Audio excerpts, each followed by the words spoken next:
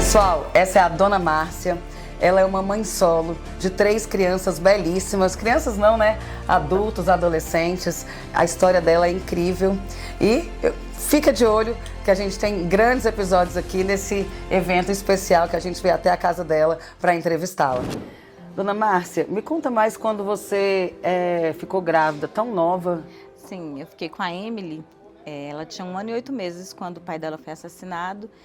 E eu me vi perdida já com uma criança e o que eu vou fazer com essa criança? E se você tinha uma rede de apoio das seus familiares, da sua mãe, do seu pai, como que era?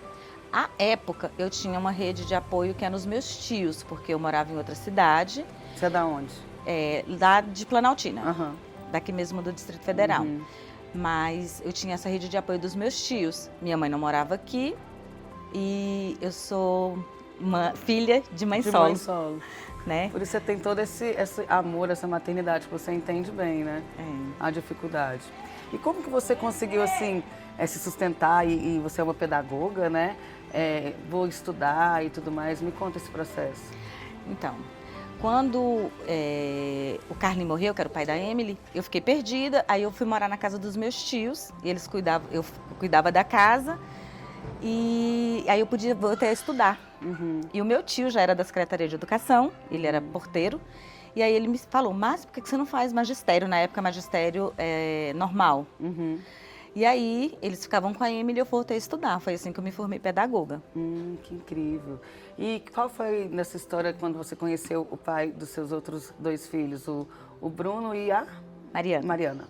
Isso. Então, eu nunca quis me afastar dos meus filhos, então eu fui morar na casa do meu tio com a Emily, né? E aí eu conheci o Paulo na capoeira. Eu entrei na capoeira, uma coisa que eu sempre quis fazer, mas o meu avô não deixava, porque achava que era coisa... De homem? Exatamente, não podia fazer. Então, eu fui fazer capoeira e conheci o Paulo.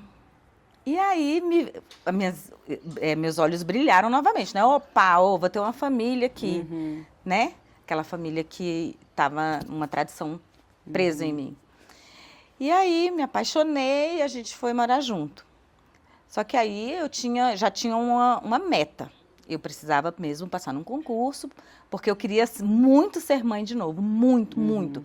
Mas eu não queria ser mãe nas mesmas condições que eu fui mãe da Emily.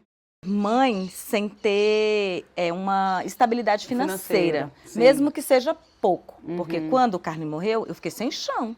Com certeza. Né? E aí, então, eu falei, eu quero ser mãe. Mas eu quero muito, muito, muito ser mãe de novo. Mas eu só vou fazer isso quando eu já estiver bem empregada aqui no Distrito Federal. Para mim, o que eu visualizava era um concurso público. E aí, assim eu fiz. Fui estudar e... E passou no concurso. E a Emily... Obrigada. De nada. E a Emily comigo ali, crescendo. Então, quando a Emily tinha 15 anos, eu engravidei do Bruno. Ah, nossa, é uma diferença bem grande, né? Bem grande. E o Bruno, para engravidar do Bruno, é engraçada a história dele, interessante, na verdade, porque eu não conseguia engravidar dele. Eu tirei o DIU e não conseguia engravidar, porque eu estava tão focada em engravidar que eu não conseguia. É sempre assim que a gente escuta. Eu fiz aplicação de remédio para ovular e tudo e não engravidei. E quando eu falei, não quero mais, não engravidei do Bruno. E aí veio o Bruno, nasceu de um parto cesáreo. O Bruno, ele nasceu num corpo feminino. E quando ele tinha enquanto eu podia vesti-lo, enquanto eu dominava essas questões, ele se vestia como uma menina. Quando eu estava ali com 6 anos, que começou a ele escolher as roupas, ele já demonstrou que queria vestir outras roupas, que não era dito pela sociedade como de meninas. E para mim, tudo bem. Tudo bem. Até então... Estava tranquilo. E só que ele ainda não tinha esse termo, né? O termo trans não tinha chegado pra gente. Ele se identificou para mim que era lésbica ou bi. Isso quando ali no 4º ano, quando tá no auge, né? Os namoricos na escola. Mãe, eu não consigo me interessar por nenhum garoto. Eu gosto da fulana, né? Pode ser que sempre tiveram esse papo aberto. Sim, sempre. Eu sempre eu sempre acolhi os meus filhos. E como mãe solo, que eu fiz a opção de ser, quando eu rompi com o pai deles, e eu quis que ele se afastasse, porque ele não fazia bem para a criação dos meus filhos. Como você me disse, ele já estava vindo num caso de abuso, né? Psicológico, de violência. E a partir do momento que ele começou você é a própria leoa, né? Na hora que começou a cutucar nos seus filhos, você, não, sai de perto, não quero você perto dos meus filhos. Sim, exatamente. Foi isso. E aí, quando que nasceu a Mariana? A Mariana nasceu quando o Bruno estava com 1 ano e 9 meses. Ah, então eles são bem próximos. São, Mariana tem 12. Ah, eles são melhores amigos? Como que é? São melhores amigos e brigam também, mas... Estudam na mesma escola? Já estudaram várias etapas na mesma escola, mas neste momento estão em escolas separadas, porque o Bruno está no 1º ano do ensino médio. Ah, sim, aí muda, né? Sim. E como é que é essa questão na escola? O Bruno, ele é chamado de Bruno pelos colegas, ele é bem aceito. Como é que é essa história lá? Até o ano passado, o Bruno tinha um nome social, né? Que a gente vai lá, o responsável vai na escola e solicita que seja chamado pelo nome em que a criança ou adolescente quer. Só que esse ano eu já fiz a retificação da certidão de nascimento. Então, a certidão de nascimento já vem com o nome Bruno. Então, não é mais nome social, é o nome dele mesmo. É o nome dele mesmo.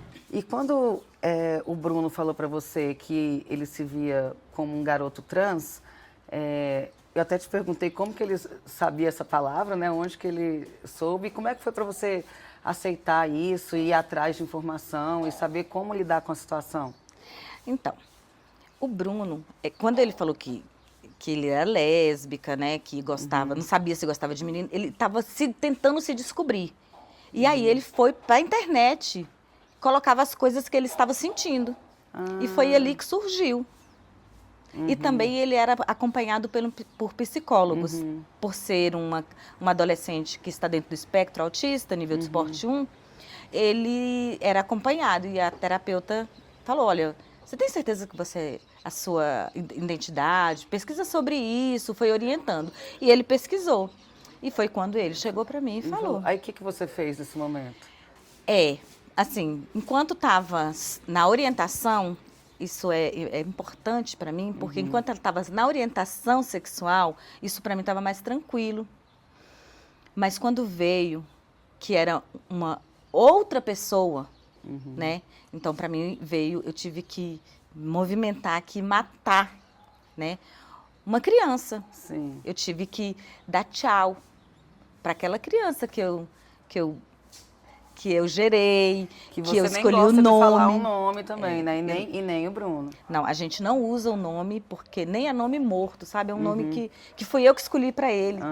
Então, o nome que ele escolheu é Bruno. E ele escolheu esse nome baseado em quê? Ele lê muito. E aí a gente percebeu, né? E ele estava lendo um livro e lá estava assim, Bruno, e Bruno quer dizer moreno. E aí, qual que foi o apoio que você buscou, essa orientação, para poder lidar com essa situação? Olha, eu fiquei muito perdida, mesmo já sendo militante de outras causas, da pessoa com deficiência, da mulher. Da mãe solo. Da mãe solo, com certeza. Com certeza. Eu me vi perdida, porque era um assunto novo para mim.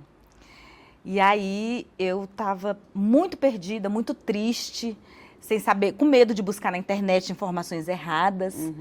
E aí eu estava numa reunião de mulheres educadoras, e quando eu conheci uma pessoa chamada Leila Dark. Ela era coordenadora da Mães da Resistência aqui pelo Distrito Federal, que a gente começou a dialogar ali, e ela viu o Bruno. E aí... Você contou, né, do Bruno? Não, o Bruno estava comigo. Por quê? Por ser mãe solo, sempre É a rede de apoio das mães solos. Não, e nas formações que eu ia, eu levava meus filhos, nas assembleias dos professores, eu levava meus filhos. Então, sempre quando não tinha aula, eu sempre tinha que levar meus filhos, os dois. Agora é que eles estão um pouco maiores, é que eu comecei a, por exemplo, ir ao mercado e não precisar ficar preocupado de chegar antes deles. Porque até ano passado eu tinha que estar aqui em casa antes deles. Por ser mãe solo e não ter rede de apoio, não ter outro adulto responsável. Sim, sim. Né? Então a gente estava conversando e ela viu o Bruno passando para lá e para cá, para lá e para cá. E aí eu falei, olha, esse aqui é o Bruno. Foi apresentar para ela. Aí o Bruno, como ele estava nessa descoberta, a primeira coisa que ele falou, eu sou trans.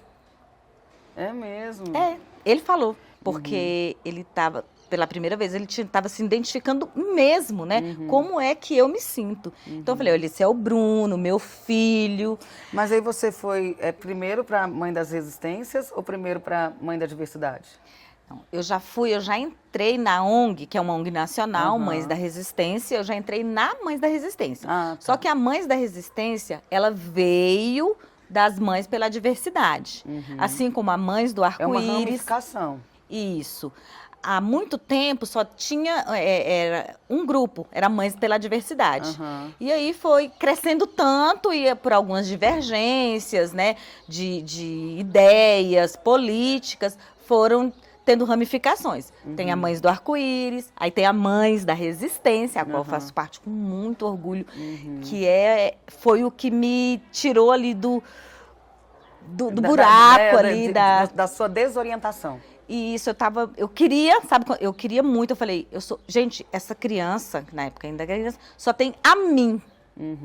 Eu preciso saber como acolher e dar um apoio, como fazer isso, como. E aí veio a Mães da Resistência para mim.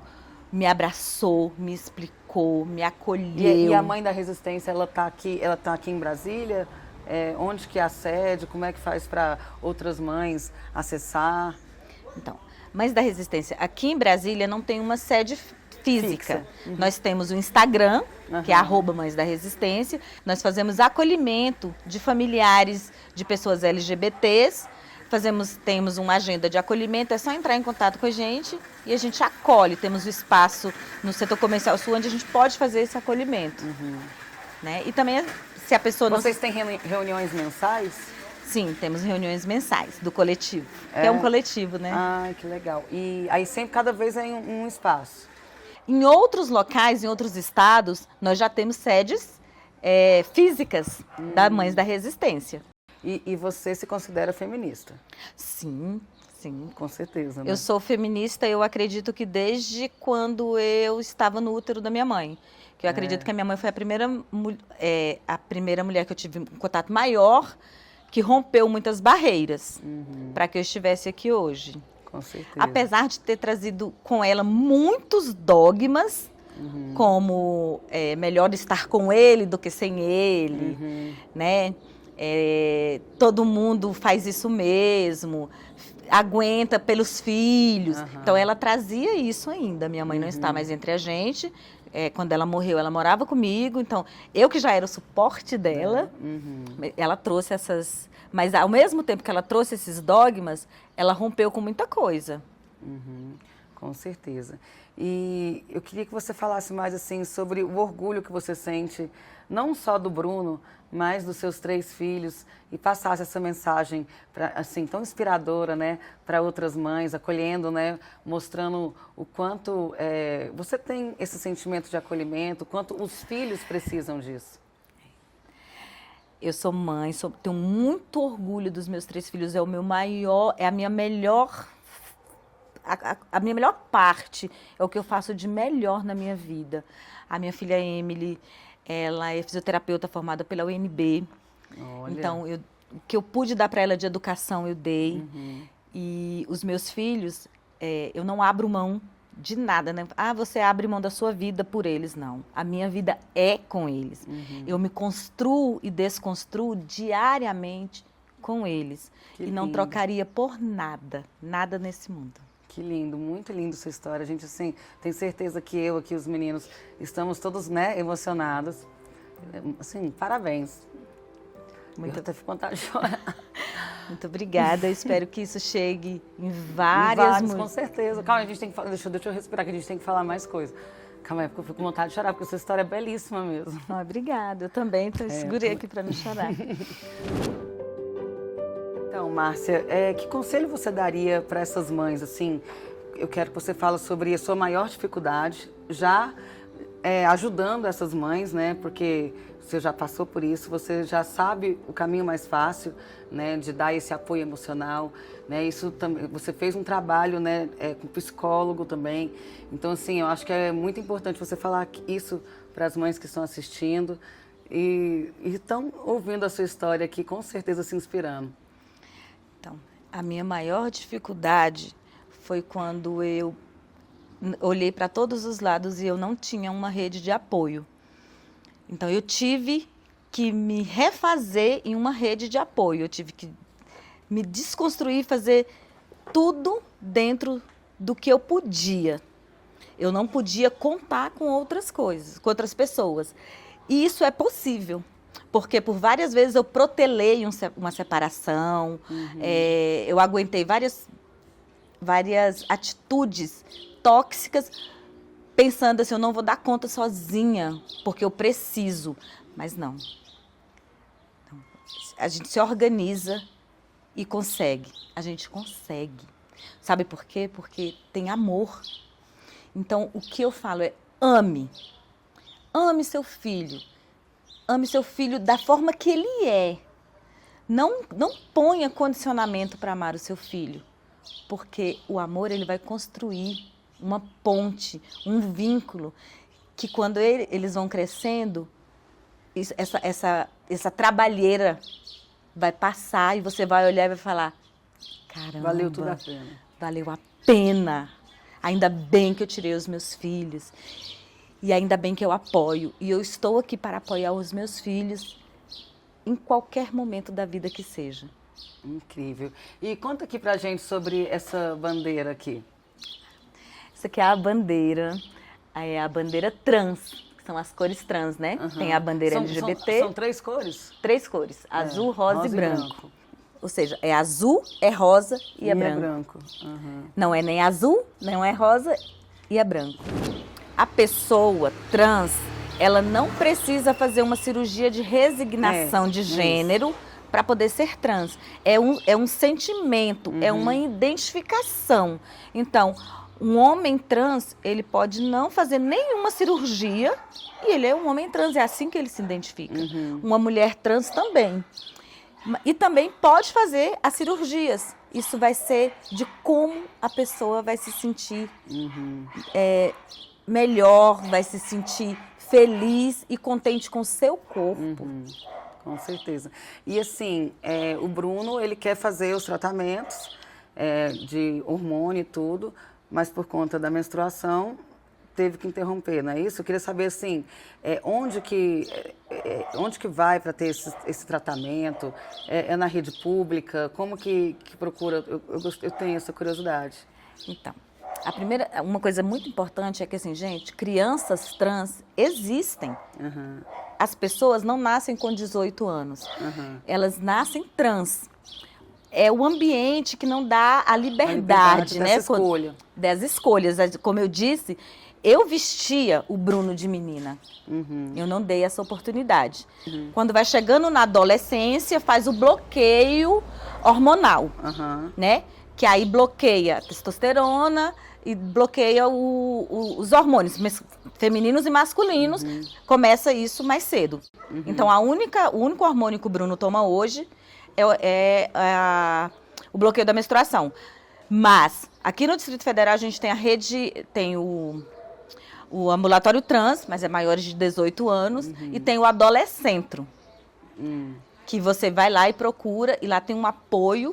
Só que a questão de hormonização não se faz pela rede pública menor de 18 anos. Entendi. Entendeu? Então, o Bruno quer ter barba? Quer. Ele quer engrossar um pouco a voz? Quer. Ele vai fazer isso. E o sistema público dá esse direito? Então, o SUS, ele fornece esses hormônios, mas desde que seja já maior de 18 anos. E tem que comprovar alguma coisa? Porque se é um sentimento, entendeu a minha pergunta? Porque se é um sentimento, eu tenho que comprovar, porque igual na justiça eu tenho que comprovar se você está sofrendo violência ou abuso, etc. Você tem que comprovar que você é trans? Não, não tem. E se alguém te pedir isso, é transfobia. Transfobia é crime. Se chegar em algum consultório e algum médico falar, não, você tem... Como assim? Você tem que me provar, tem que ter um diagnóstico. Não tem. O que se tem é um diagnóstico de disforia de gênero, que fala que é incongruência de gênero também, que é um comportamento do adolescente ou do adulto em função de não estar feliz com o seu corpo. Certo, mas isso, quem dá esse diagnóstico é um psicólogo? Psicólogo, psiquiatra. E aí, mas não precisa desse documento para poder conseguir esse tratamento? Não precisa. Você vai lá e se identifica como uma pessoa trans e você é acolhido o SUS, tem toda uma equipe que te acolhe. São profissionais preparados para isso. Muito incrível. E você nos permite conhecer o quarto do Bruno? Claro, vamos lá. Vamos lá. Márcia, esse aqui é o quarto do Bruno, né? Ele é nerd, né? Sim. Gosta muito de ler. Ele também customiza as roupas dele. Ele mesmo faz... Mas ele tem, tipo... Ele gosta de moda, essas coisas? Gosta, mas desde que ele que faça os looks dele. A gente compra e corta, recorta. Certo, e ele dorme. Ele ama ursos, né? Sim, esse urso aí, ele tem desde quando ele era menor, e ele ama dormir com esse urso. E o que seria isso aqui? Ah, sim. Isso aqui é o binder. Isso aqui, para as pessoas transmasculinas, eles utilizam para poder pressionar o seio, porque por conta da disforia de gênero, né? Tipo isso, né? Mas esse aqui é mais confortável que esse? Esse aqui ele tem uma pressão maior. Ah, tá. Esse aqui é uma fita, também é um outro jeito de fazer esse disfarce, né? Do corpo, que ele não tá feliz com aquele corpo. E isso aqui? Isso aqui é um packer de enchimento, de preenchimento. Quando coloca sunga, uma bermuda mais apertada, aí coloca porque ele se sente, né, dá visibilidade de uma genitália masculina. E aí ele se sente muito mais... Confortável, né? No corpo que ele gostaria de ter. Sim, no corpo que ele se sente feliz, né? Exatamente. Você estava me contando uma história que ele contou para você mesmo que ele era trans quando ele menstruou, não é isso? Sim. Foi um ponto a mais. Foi o que deu o pé, foi o pontapé para ele. Até ele menstruar, ele só falava comigo sobre a orientação sexual, que seria lésbica ou que seria bissexual. E que é muito comum em pessoas trans ainda se confundirem. E aí ele ficou muito desconfortável com aquilo, e aí eu vi que ele ficou muito triste nessa época. Eu até fiquei muito preocupada, porque falei, gente, tem que procurar mais, né? Ele já fazia terapia, mas como ele estava muito introspectivo, e eu não conseguia entender o que era. E aí depois ele chegou e falou, olha, é porque eu sou um menino trans, eu me entendo como um menino trans, eu não sou uma menina, eu sou um menino, eu sou o Bruno. Márcia, e como você me disse, a sua primeira filha foi fruto de um relacionamento onde, né, ele faleceu, e o Bruno e a Mariana é fruto de outro relacionamento. No caso, como que foi quando o Bruno foi falar para o pai, qual que foi a reação do pai? Como que é nessa situação da transexualidade? Como que o pai reagiu a tudo isso? E como que foi toda a sua burocracia em relação à transexualidade? O pai do Bruno e da Mariana, ele nunca foi muito presente, e quando era presente, a relação deles não era uma relação positiva, amorosa, afetuosa. E quando o Bruno foi falar para o pai, nós conversamos bastante e nós chamamos o pai aqui. O pai, logicamente, na hora, né, a primeira reação dele, e a reação é até hoje a mesma, é de não aceitar, é de negar. Só que ele não tem que aceitar nada. Né? Ele não tem que aceitar nada. Exatamente. Ele tem que respeitar o Bruno. Mas enquanto as questões burocráticas, que ele está na certidão, né? Quando fui fazer a retificação do nome do Bruno, no cartório, eu entrei na justiça, e o pai não quis... Assinar. Não, ele não negou assinar. Ah, que bom. Então, Menos mal, né? Só que também não acolhe. Então, eu já, por várias vezes, falei para ele que vou acionar o ministério por conta de transfobia. Porque eu não vou aceitar. E cabe também abandono de menor ou não? Não, não cabe. Cabe abandono afetivo, né? Que teve desde sim, sempre. Sim. Mas nesse caso que ele não respeita o nome do Bruno, eu não tomei nenhuma atitude mais drástica, porque o Bruno ainda não quer. Porque eu não vou aceitar ninguém. E ele sente falta, assim, meu pai não gosta de mim, alguma coisa. A menina se relaciona com o pai ou não? Sim, é um dos motivos que o Bruno chora, que o Bruno ano passado estava até se automutilando, porque ele quer ser aceito pelo pai. Ele quer ser aceito pelo pai. E o pai não aceita. Então, E o pai tem relação com nenhum dos dois? A relação deles é mais pelo telefone. Nunca foi uma relação afetuosa, positiva, respeitosa. Mas, ultimamente, agora que cresceu mais, que não precisa que ele pegue, cuide, então eles ligam, conversam, mas nenhum de cuidado, nem de responsabilidade. Como eu disse, eu sou mãe solo. Mãe solo sou real, mãe orgulhosa, oficial. Sou mãe de trans, sou mãe leoa. Mãe leoa, com certeza. Muito obrigada, viu, por compartilhar sua história magnífica com a gente. Estou muito feliz mesmo, muito honrada de estar aqui na sua residência, por ter aberto as portas da sua casa para nos receber de forma tão calorosa. A gente está muito feliz e pode ter certeza que a gente vai espalhar essa mensagem para todos os cantos. Eu que agradeço. Espero que isso chegue em várias pessoas e que incentive bastante. Muito obrigada. Belíssimos e belíssimas, esse foi mais um episódio do Herói Sem Capa, onde aqui nós temos a nossa grande heroína Márcia. E aguarde os próximos episódios, que com certeza terão outras histórias incríveis para vocês. Muito obrigada.